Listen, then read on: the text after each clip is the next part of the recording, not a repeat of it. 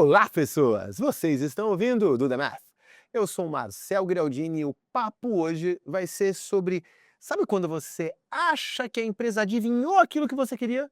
Que veio exatamente para você aquele anúncio. Isso é uma técnica, né, Fabi? Isso é uma técnica, é uma técnica importante. A gente falou já muito de hiperpersonalização aqui, mas dessa vez a gente vai falar com alguém que está fazendo. Vamos ver se a gente entrega o tempero para vocês hoje. Ah, vai ser muito inspirador, eu tenho certeza. Porque hoje a gente está aqui com a Daiana Xavier, que ela é gerente sênior de CRM do Sicredi. Dai, é um prazer te receber aqui no Dudamar. Dai, para a gente começar, conta um pouquinho o que é o Sicredi, porque eu acho que muita gente conhece a marca tal, mas tem um tempero diferente. Tem um tempero diferente. Acho que o mercado financeiro no Brasil, a gente acaba conhecendo os grandes bancos, né, mas tem um mercado gigantesco ali que são das cooperativas de crédito. E aí esse mercado é um mercado que ele é muito forte mais no sul do Brasil, então às vezes a galera mais do sudeste, mais do nordeste acaba conhecendo menos, mas ele tem uma pegada um pouco diferente, como você falou, um tempero um pouquinho diferente. Então ele é uma instituição financeira que ele não tem um grupo societário, não tem ações no mercado, ou nada nesse sentido. Ele é literalmente uma cooperativa, então todo o lucro que aquela empresa gera, que ela converte, volta para a sociedade e volta para a evolução dos próprios do próprio ecossistema da Sicredi nesse caso. Então volta para melhoria, para crescimento de agência e às vezes até retorno financeiro para os próprios associados, a gente não chama de cliente, a gente chama de associado. Então tem esse ecossistema que é um pouquinho diferente e ele é muito legal porque, diferente de um banco tradicional, a gente consegue ver esse retorno de tudo que é contratado na própria sociedade, então acho que isso que é talvez um grande diferencial aí. Muito bom. E agora para começar, o Marcel deu um pequeno spoiler ali, né, que a gente estava falando e não vai falar só de personalização, mas conta da sua trajetória, de onde você de onde você saiu para chegar aqui. Ai, essa história é boa. Talvez daria um podcast inteiro só essa parte, mas vamos dar uma sintetizada. Eu sempre fui apaixonada por dados, assim, toda a minha história foi voltada para dados. Eu tenho aí 16 anos de carreira em relação a isso. No começo foi muito voltado era muito voltado à conversão, né, muito de site, como é que a gente consegue contratar no site e de fato ver aquela conversão, o funil, falava-se muito, né, CRO, toda aquela questão. E à medida que a minha carreira foi evoluindo, eu comecei em banco, especificamente no Itaú, e ali eu comecei a ver que a gente conseguia usar o CRM como um grande catalisador de informação para melhorar a conversão. E aí passei depois do Itaú, foi minha primeira experiência em CRM especificamente, passei pela Vivo ali com a parte de ciência de dados, que talvez foi um grande divisor de águas para eu entender de fato qual a as expertises técnicas de ciência de dados, a gente conseguir modelar, entender o que que era o que que o cliente deixava de informação para a gente usar. E por fim, isso expandiu ainda mais quando sentei na cadeira do BV, que a gente conseguiu ver muito ali a questão de growth e usar os dados para de fato converter, trazer mais vendas, trazer essa visão mais do que o cliente quer versus o que a gente está oferecendo para ele. E aí recentemente, né, como você falou, tô no Sicredi já, foi uma mudança recente, exatamente na cadeira de performance em CRM, que acho que comporta um pouquinho de cada uma dessas coisas que eu já passei aí. Já que eu já dei um spoiler, deixa eu puxar um elemento. Eu olho hoje para personalização e não estamos falando de personalização, para mim deixou de ser só o banner, deixou de ser só a mensagem que vem para você por WhatsApp. Porque quando era isso a gente estava fazendo uma alavanca de marketing, né, era só algo hoje me parece que a gente consegue personalizar muito mais coisas para o nosso cliente, para ele entender, muitas vezes até o produto. Então, tá quase que virando uma disciplina, né, se é disciplina, será que seria o melhor jeito de explicar? Mas tá ok, uma disciplina de negócio, vamos dizer assim, que como eu personalizo o meu negócio para conseguir gerar mais receita, para conseguir reduzir meu churn, para conseguir gerar resultado no final do dia. Você falou, passou por grandes instituições e olhando o CRM de perto, porque o CRM é o centro de qualquer possibilidade de personalização. Quando é que você acha que dá essa virada no mercado? Da personalização deixar de ser só uma feature do marketing e passar a ser uma disciplina de negócio, vamos dizer assim. Essa é uma boa pergunta, porque, assim, acho que a gente só consegue chegar na personalização de fato aplicada, quando a gente consegue entender como que a gente trabalha e evolui melhor a partir dos dados. Então, assim, acho que tem uma disciplina importante que vem antes, que é quando a gente conseguiu começar a clusterizar bonitinho, entre tabelas claras, uma visão clara de cliente, de, da onde ele está, qual é o perfil dele, o que que é valor para ele, o que que em que momento do ciclo de vida, por exemplo, ele está. Aí a gente começou a ver, eh etapas, informações suficientes para falar: "Cara, o que que é valor com esse cara?". Então vou dizer que isso talvez tenha começado aí uns 6, 7 anos atrás, que foi quando começou também muitas expertise de ciências de dados, de modelagem, a gente começou a ter consciência das informações que o cliente deixava, onde que ele navegava, que produtos ele já tinha, e a gente começou a cruzar todas essas informações. Quando a gente começou a ter consciência que a gente poderia cruzar todas as informações, onde que ele, se ele é um cliente digital, se ele navegou no site, que produtos ele tem, a gente começa a ver. Então, se ele tem todas essa se a gente tem todas essas informações, cara, o que que é mais importante, o que que é mais eficiente eu oferecer para ele? E a gente começou a ver que isso convertia muito melhor do que eu fazer uma campanha de branding, de awareness. E então isso começou a virar uma expertise fundamental para a performance, que é o que você trouxe. Mas isso é novo, tá, isso não é isso só aconteceu quando a gente começou a conseguir ter maturidade das e condensar as informações de uma maneira clara, e aí a gente viu que isso era muito funcional para a comunicação CRM. E aí acho que desenrolou aí toda a questão de hiperpersonalização que a gente está agora. Ô Dai, quando a gente fez o papo anterior para entender, né, os assuntos que a gente ia abordar, tal, você mencionou algumas coisas que são super interessantes, por exemplo, o que que é importante para você começar, sabe, né, porque eu acho que teve esse momento que você falou, as empresas começaram a se dar conta, não só no volume de dados em si, mas no potencial que existia, não só: "Ah, eu tenho todos os dados", né, mas o que que daria para conectar. O que que você diria que hoje são passos importantes para também não cair naquela coisa: "Tá, eu tenho milhões de dados, o que que eu uso?".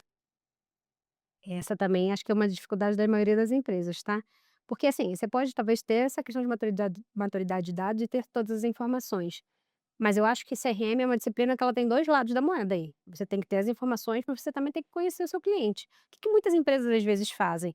"Cara, eu quero vender o produto A, eu quero converter, quero aumentar o uso do produto B", e fazem comunicações daquele formato para o cliente. Só que assim, é isso que o cara quer? É isso que o cliente quer? É isso que ele espera?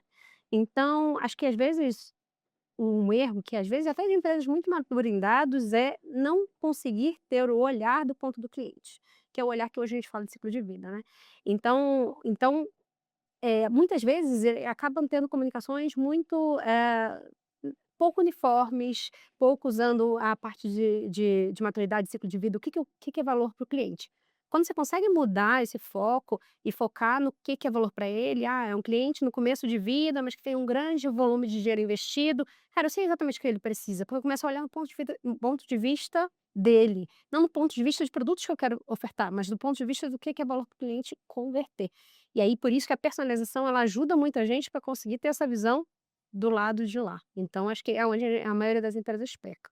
E talvez é onde a maioria tem que se estruturar para mudar o ponto de vista. Você falou do ciclo de vida, né, e não é o ciclo de vida em relação da relação do cliente com a empresa, mas é o ciclo de vida dele Dele, como indivíduo. e com a marca. E não é às vezes com o produto A ou com o produto B, é com todo o ecossistema de produtos que aquela marca oferece para ele. Então isso também muda um pouco a forma como a gente pode conjugar aí a questão da comunicação. Você tá falando, eu fico pensando assim, a gente eu ia voltar eu vou voltar mais longe, eu ia voltar só para 10 anos, vamos voltar para 30 anos para trás. Ah, Porque daí eu não chego lá. não, não. E 30 eu tô voltando bem mais pra trás, foi um Drucker agora. Mas já tinha uma máxima do Drucker, que depois é reutilizada, né, no ótimo livro Jobs to be Done, mas a máxima inicial, inclusive ele dedica o livro ao Drucker, né, que é: "O cliente não quer uma furadeira, o cliente quer pendurar um quadro". O pessoal fala: "Não, ele quer o buraco na parede", ele quer pendurar o quadro. E quando a gente fica com uma ótica de falar com ele, que essa aqui é a furadeira mais rápida, mais econômica, que faz menos barulho, vai lá 3M e dá o negócio que gruda na parede, não sei o que, ele pendura o quadro. Ele resolveu mais rápido. E eu acho que tem um elemento que a gente tem que entender, e eu trouxe isso porque eu falei assim, tem 2 coisas ao mesmo tempo. O primeiro é conseguir entender o que ele realmente quer. E aí você tem que ter um nível de relação para entender o que ele quer. O segundo é o quanto ele confia em você, se você vai dar uma solução que não é que ele está pensando, Porque assim, se eu não confio, que essa coisa da marca é interessante, porque, não, eu vou personalizar que eu sei exatamente como, mas ele confia em você o suficiente para ele inverter a visão que ele tem do que é a solução do problema dele, a ponto de falar, então tá, então eu vou tentar essa aqui com essa marca nova. Né? Na 3M não era uma marca nova, quando ela inventa o negócio de colar o quadro na parede, a pessoa vai lá e troca. No mercado financeiro tem um monte de empresa nova, um monte de empresa, né, que está conversando o dia inteiro. E será que as mais estabelecidas estão usando ao seu favor o fato da confiança? O fato que não, se eu falar para ele que esse caminho talvez ele confie em mim, porque eu tô aqui há mais tempo, eu tô mais sólido.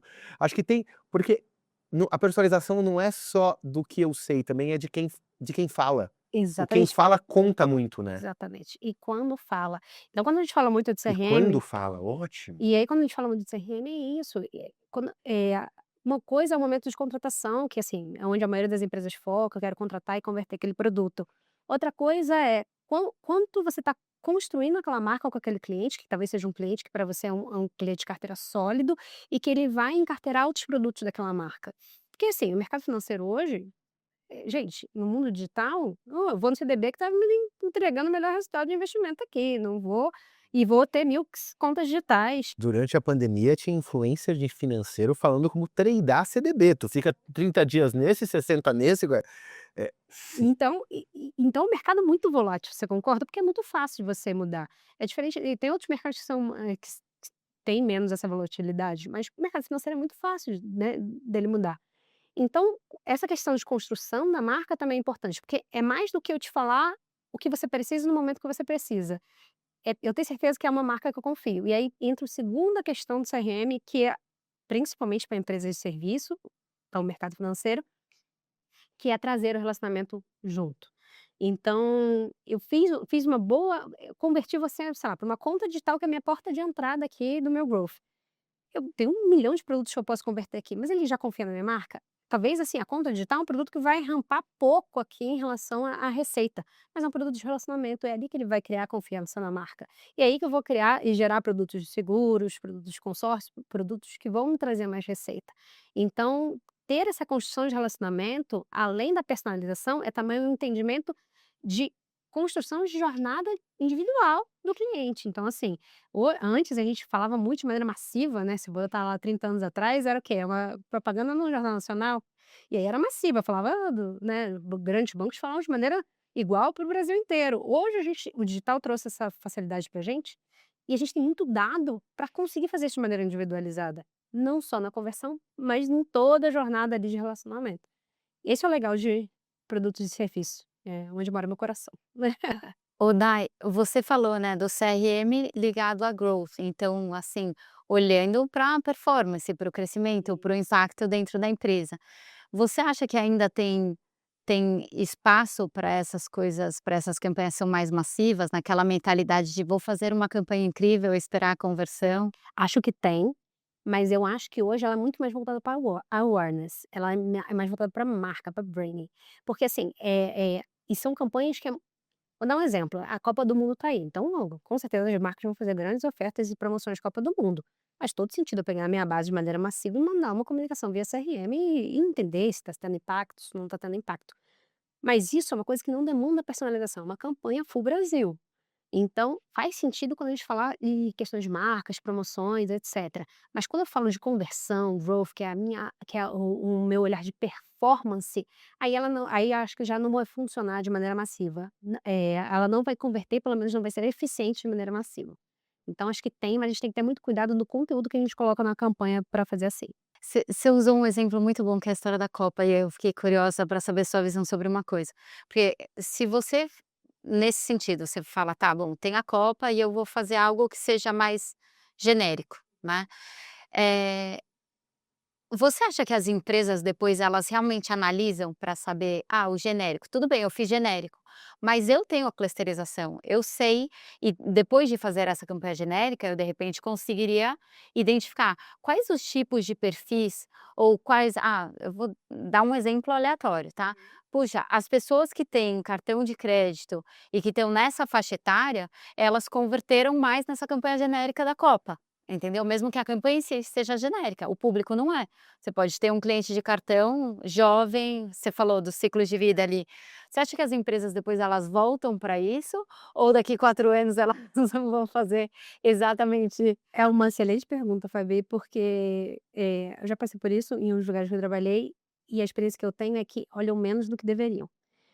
A Nessa experiência que eu tive, a gente tinha uma grande estava num banco também, a gente tinha um grande volume de mídia, né, de branding, né, para falar de um produto específico, mas era um produto muito mais uma pegada muito mais produto é legal, olha como era cartões na época, olha como o nosso cartão é legal.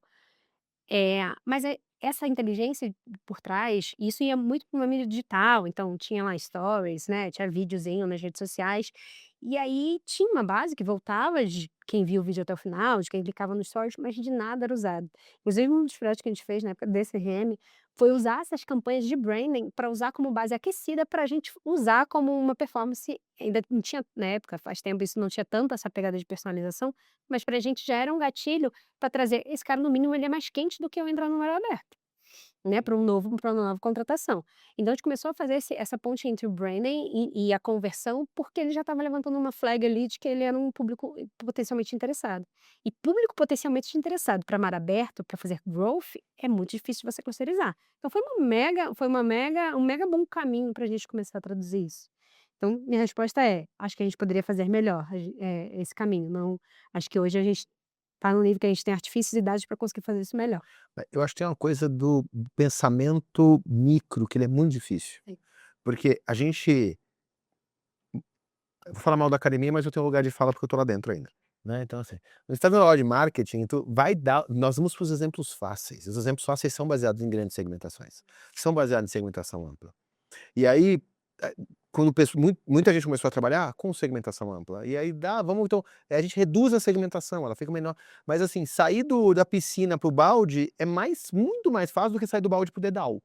Não, eu tenho é um indivíduo, e agora a nossa capacidade de falar de um indivíduo, eu acho que esse pensamento, ele não é só complexo, você fala: "Não, se eu pegar as pessoas que chegaram no final do meu vídeo porque eu consigo ver para esses caras eu vou fazer um retarget de growth, porque esses caras aqui são bons". Esse pensamento, ele é quase contraintuitivo, porque você vai falar: "Não, mas se eu jogo no meu funil, no meu funil minha taxa de conversão é tal", não, tu tá mudando a taxa de conversão do teu funil. Tu parou de trabalhar na força bruta de alimentar e deixar cair para o lado, e começou a melhorar a taxa de conversão, e não é assim que a gente ensina desde a faculdade. Então, acho que a complexidade não tá só no dado, ela também tá no raciocinar assim. Mas sabe por que que eu acho que isso é assim? A gente, principalmente em marketing e aí pautado em dados, a gente é muito apegado a controle. E tudo que é mídia massiva ou no mínimo um funil claro, a gente fica muito na zona de conforto. Quando a gente começa a entrar em personalização, a gente tem que abrir mão um pouco do controle, porque você não vai conseguir ter um funil para cada microgrupo que você tem. Então você tem que abrir mão um pouco do controle e isso tira um pouco da sua zona de conforto. Então, você conseguir, e acho que assim, tecnologia, inteligência artificial tá chegando exatamente para talvez tirar a gente dessa zona de conforto também. Você não vai ter controle de tudo. Você tem que entender talvez que não é a campanha A ou B que você vai ter que olhar a conversão. Cara, você vai ter que começar a olhar o uplift, você vai ter que começar a gerar grupo controle para entender qual é o seu ganho de escala, não campanha a campanha. Então essa mudança de sair da zona de conforto, de como eu fazia, eu entendo e eu sei que funciona para eu consigo hiperpersonalizar, mas eu tenho que abrir mão um pouco do meu controle no micro, que é o que você falou, eu acho que é onde gera mais o desconforto e talvez as pessoas dão mais essa afastada. Mas assim, eu acho que é um caminho que não tem muito como fugir, então a gente talvez vai ter que encarar. Eu acho que a gente vai aprender como controlar e para o próprio ecossistema, eles vão gostar de vender o controle, porque eles vão cobrar por esse dado, né. Então aí, em algum momento eles vão cobrar e a gente vai pagar. A verdade é essa, nós vamos pagar para ter o dado. Então, tem um ponto que a gente passou por vários momentos, né, onde você comentou ali, antes de ter essa possibilidade de você personalizar, era cada, sei lá, cada equipe querendo vender o seu produto, né. Eu quero vender isso aqui, não importa se a pessoa quer comprar ou não, né. E aí tinha outra área, mas eu quero vender o produto B, mas eu quero vender o C. Eh, e e na minha visão, com a digitalização, na verdade, foi possível enxergar tamanha sobreposição que existia em cima do cliente. Porque antes era, tá, assim, você estava sendo impactado, mas de uma forma talvez menos bruta, né. E de repente digital você começa a ver, nossa, muito desalinhamento, porque a área A que quer vender o produto A, daí ela vai lá e manda e-mails de cartão de crédito. A área B querendo vender, sei lá, não sei, financiamento escolar, né, e a área C outra coisa, tal. E teve uma saturação das pessoas em relação a isso, e também um interesse, eh, a meu ver, muito genuíno das empresas falando: "Eu preciso conhecer esse cliente, eu preciso parar, porque isso é ineficiente, né, eu preciso parar de atacar por todas as frentes, de todas as formas, de todos os jeitos, e eu preciso conhecer para conseguir mais eficiência". Eh, Você acha que isso já é uma barreira superada? Ou talvez depende um pouco do tamanho da instituição, que isso às vezes ainda tem um top down, tipo: "Tá, mas a gente precisa vender esse produto aqui". Essa também acho que é uma questão importante no mercado, tá. A eu acho que a maioria das empresas, elas têm alguma definição. Então, sei lá, se a gente pegar grandes bancos, a gente vai olhar que, cara, é resultado, é receita. Então vai acontecer, se não tiver uma maturidade, uma visão de médio e longo prazo, vai acontecer exatamente isso que você trouxe. Vão ter N produtos que ele tem lá dentro do pool dele, do ecossistema dele, cada um vai, né, incluir uma comunicação de maneira individual, e aí o cliente que está na ponta fala assim: "Cara, eu não quero mais, né, não quero mais, vou cortar aqui o canal de comunicação". Mas o que algumas empresas já estão começando a fazer, acho que de maneira positiva para tirar esse viés, é aquilo que eu falei de começar a ter um olhar invertido, que é no sentido de ciclo de vida. Então eu não cuido mais da comunicação do produto, de cartões, de seguros, eu vou cuidar do onboarding. Então, assim, sempre que o cliente entrar e contratar um novo produto, eu vou fazer a porta de entrada e vou entender qual é o próximo passo. A gente fala muito, né, da melhor próxima ação, do melhor próximo passo dele. Então, assim, ele contratou o produto, sei lá, financiamento de veículos. Entendi. Então, se ele contratou um financiamento de veículo, o próximo passo dele para mim está muito claro, precisa ser um seguro de automóvel.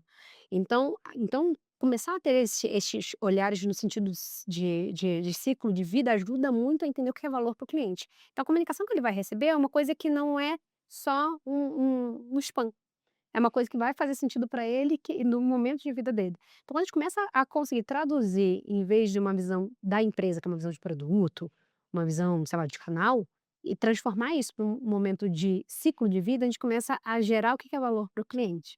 Então acho que todas as empresas passam por esse momento de maturidade, outras mais rápido, outras menos, dependendo do tamanho, mas eu acho que, assim, esse movimento é natural para a gente exatamente não errar mais a mão nesse sentido, né, e conseguir atingir o cliente da maneira que faz sentido para ele. Eu tô pensando aqui que você falou sobre a mensuração de resultado, né, porque isso, assim, existe ali o âmbito pelo resultado do outro lado, mas talvez em algum momento a gente tem que voltar para medir como é que mede resultado.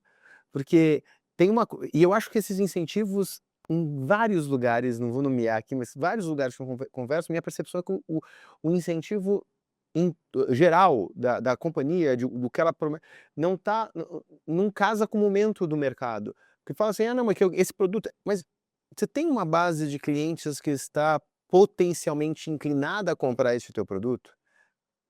Então tu vai ter que gastar mais para adquirir, porque tem um cliente fora da base.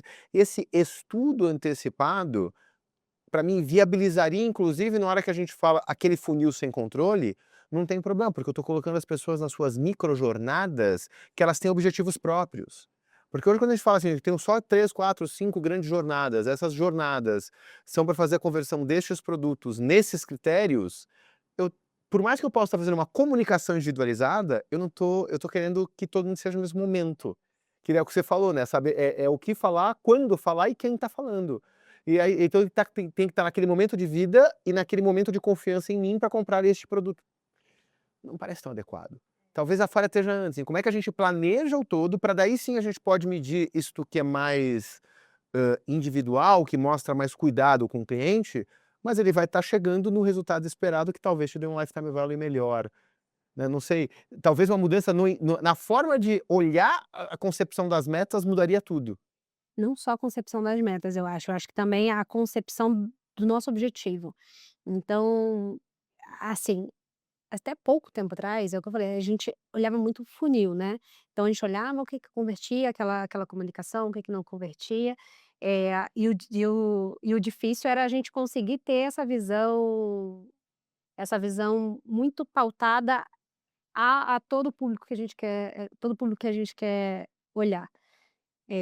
Então, quando a gente começa a olhar personalização, o momento certo, então acho que vem essa questão anterior de planejamento. Então, se eu estou falando com a pessoa certa, às vezes ele está num momento de vida que faz sentido aquele produto, que não faz, então eu tenho que estar falando com a pessoa certa, minha boca do funil ela tem que estar certa, e as microjornadas que acontecem dentro desse funil também têm que estar direcionadas para uma conversão que faça sentido para ele.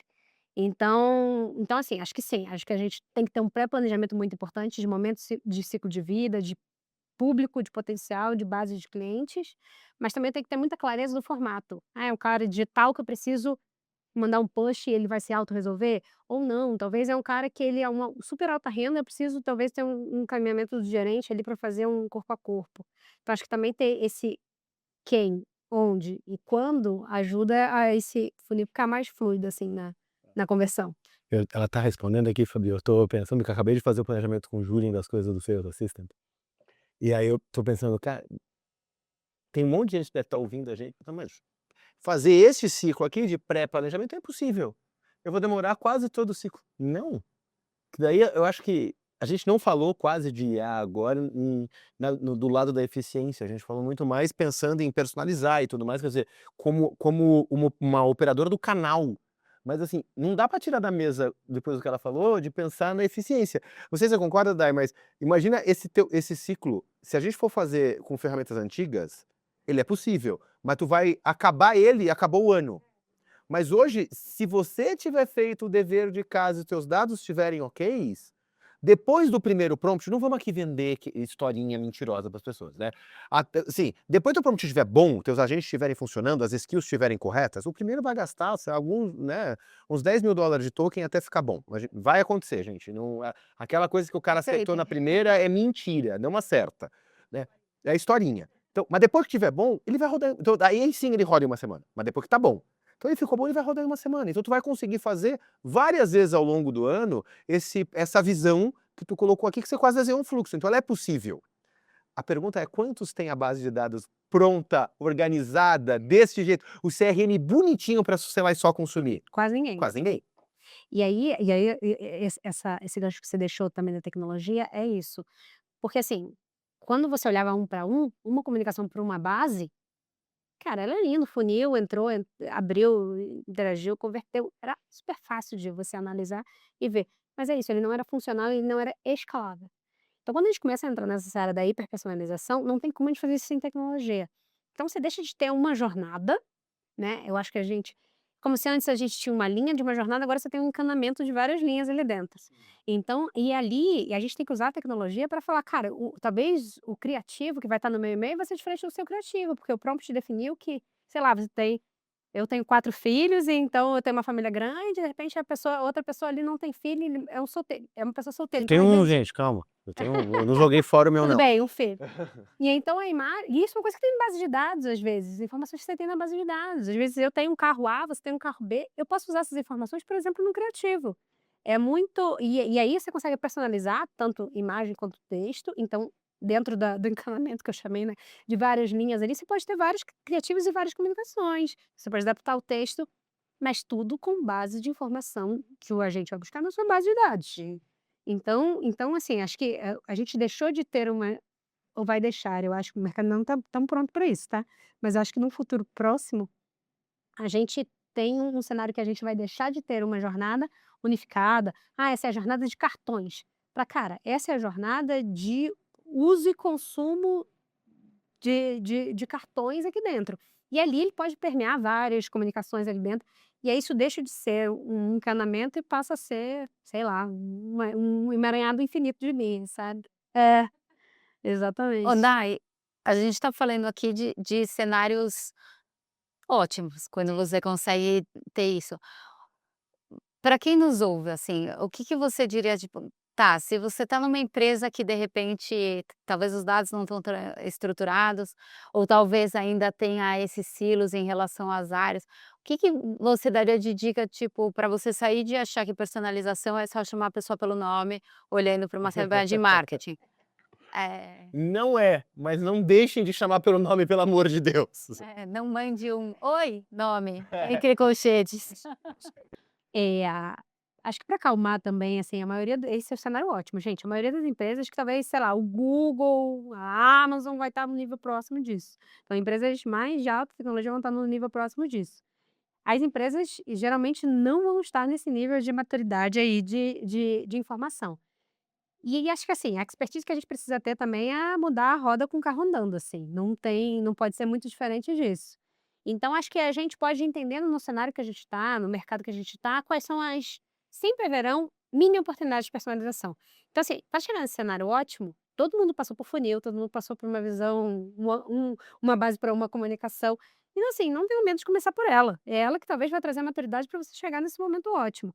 Mas é isso, não deixe de talvez de personalizar. Se hoje eu consigo não consigo fazer um para N numa IA, tudo bem. Então divide uma Nine Box e faz 9 grandes públicos que fazem sentido para você num primeiro momento, já que você não consegue. Você já está partindo de uma para 9 campanhas, a chance de você acertar é muito maior. Então assim, acho que, a tecnologia ajuda muito a gente também, mas se a gente também não tiver essa consciência do que é valor, do que não é, a gente não vai conseguir chegar também no ótimo, não vai saber o que é um uplift, que faz sentido, e por aí vai. Então acho que talvez essa consciência ela parta mais comece no básico, para a gente conseguir alcançar, evoluir, chegar aí no nível ótimo, né. Eu gostei do teu momento verdade, eu quero aproveitá-lo então. A gente está falando aqui sobre um processo em que se utilizar o CRM de forma mais estratégica para conseguir personalizar. A gente deu exemplos muito além do que o simples da campanha. A gente falou em momento da comunicação, a gente falou em tipologia de produto, talvez até em oferta, em criativo. Quer dizer, a gente foi. Tudo isso é legal. Aí tu foi. Ó, não dá, não é assim que começa. Agora e a parte menos glamurosa? Né, vamos lá, a pessoa que vai entrar numa jornada dessa, o que ela tem que estar esperando? O que o líder tem que estar pronto antes dele montar um time para fazer? O que ele tem que estar esperando de, ó, essas pedras vão estar no caminho, faz parte, o bicho é assim, segura o grito e segue. São muitas. Mas eu vou dizer talvez as principais aqui. A CRM é a e-mail, ela não é fim, ela não é início. Então, assim, você vai estar entre talvez um marketing, vai definir uma campanha, um produto que vai definir, então, assim, você precisa ter um alto nível de relacionamento com essas áreas, para eles entenderem seu canal também como potencial de alavanca, não só como talvez uma pastelaria para fazer a comunicação de acordo com o que eles definem. Então, eles entenderem a estratégia que seu canal tem, o quanto a alavanca que você pode executar também faz parte desse job description. E outra parte aqui também, que é a parte do cliente que de fato vai virar venda, não vai, ela não para no CRM. O CRM vai direcionar para um canal digital, vai direcionar talvez para um canal físico e, assim, faz parte também do seu critério de conversão entender se esses canais digitais, esses canais físicos também estão convertendo. E no final do dia, é o produto dentro da base que faz a receita no final do dia. E isso não depende só do CRM, ele depende do antes, de quanto que as áreas, os stakeholders ali estão muito próximos da gente de fazer as coisas certas, quanto a outra parte que é ele está fazendo a jornada inteira da melhor maneira. Adianta fazer o melhor público possível, mandar, sei lá, água para vender no deserto, se no final do dia ele não consegue botar a moeda na maquininha da água e a água sair. Então, assim, a gente precisa olhar a jornada, botar a mão, eu brinco de botar a mão na lama e entender a jornada mesmo na visão do cliente. Porque se a gente ficar muito pautado e olhando só dentro da caixinha do CRM, a gente perde a visão do cliente e não consegue ver esse 360 e gerar valor. O Dai, nessa linha, acho que você falou, né, não tem que ter medo de colocar a mão na lama, né, para descobrir. Tem uma pergunta também que a gente sempre faz, e aí eu quero saber na sua visão, qual é o KPI, ou indicador ali, que para você fala: "Tá, essa estratégia ela de fato está funcionando, não está virando só uma perfumaria aqui que a empresa está falando, mas gerando resultado real para a empresa"? Para essa métrica, eu gosto muito de olhar o CRM como canal. A gente ainda olha, acaba tendo tendência a olhar muito por campanha e tudo, mas quando você consegue olhar qual é o delta que o canal de CRM gerou para a conversão, você começa a entender o quanto que as suas microestratégias aqui dentro elas funcionam. Então acho que a gente tem que sair muito do olhar se a campanha A, a campanha B está funcionando, e olhar quanto que o canal ele está sendo eficiente para a estratégia de toda a empresa que você tá inserido. Então você começa a olhar o quanto que a fatia do bolo que faz, né, que você é responsável, eu acho que para mim é a melhor métrica, porque aí você consegue tanto entender o seu valor dentro da instituição que você tá, quanto você é fundamental para os produtos, enfim, para todas as áreas, de fazer aquilo acontecer e gerar o resultado no final do dia. Então eu acho que a minha principal métrica é o Tu vai na uplift. máquina meio de uplift do teu touch, de aquilo que tu tocou que gerou uplift. Isso, exatamente, do que passou pelo canal do CRM, e aí pode ser dentro de uma estratégia, né, ou de multicanais ou não, pode ser uma estratégia de um canal, e aí precisa entender também como é que essa fatia ela se comporta, dentro do todo. E mais que isso, quem está entrando na minha fatia, de quem está entrando, quanto tempo ele está ficando e quanto mais receita ele está gerando, seja com outros produtos, com relacionamento e tudo mais. Métrica complexa. É uma métrica não, e é importante, né, porque Importante. o que passa por aqui e não é só o que passa por aqui o resultado, mas o resultado final, olhando para longo prazo Sim. também, Não, eu não sei, só porque é pra a visão de eh, é. essa é o tipo de métrica que quem tá olhando fala assim: "Ah, como é que eu vou fazer isso?" A primeira coisa é escreve ela no papel como mede e valida com todo mundo da empresa, porque senão métricas complexas tem aquela coisa que parece bonito até alguém começar a te criticar. Então a primeira coisa é falar assim: "Então é assim gente, todo mundo tá de acordo que é assim que a gente vai medir?" Porque ela realmente faria é uma medição bem mais estratégica do que uma coisa operacional simples, com abertura de campanha, né. Exatamente. E ela diz o que, né, instituições, acho que financeiras ou de serviços como um todo, faz muito sentido, porque a gente está falando enquanto que eu, como canal, sou responsável pela receita que entra mensalmente, anualmente, dentro daquele forecast, daquele planejamento. Então, você consegue tangibilizar. Isso é valor tanto para o seu time, que vê no final do dia, a mão na massa que eles colocam, o que está gerando de valor, quanto acho que está no board ali, né, no Olimpo, para eles validarem o seu canal como um canal de fato de referência. Dai, foi um prazer te receber aqui no Duda foi muito rica Eu essa acho também. conversa. Obrigada por Eu que ter vindo agradeço o aqui. convite, foi ótimo. E quem quiser te perguntar sobre essa métrica não, quem quiser te seguir mais nas redes, ver seus conteúdos, qual é a melhor rede para te achar? Pode me procurar no LinkedIn, Daiana Xavier, vai estar bem fácil lá, LinkedIn/Daiana Xavier. Não dá, a gente deixa o link aqui embaixo. Fechado. Mais uma vez, muito obrigado. Obrigada. Chegou até aqui, curte, comenta, compartilha.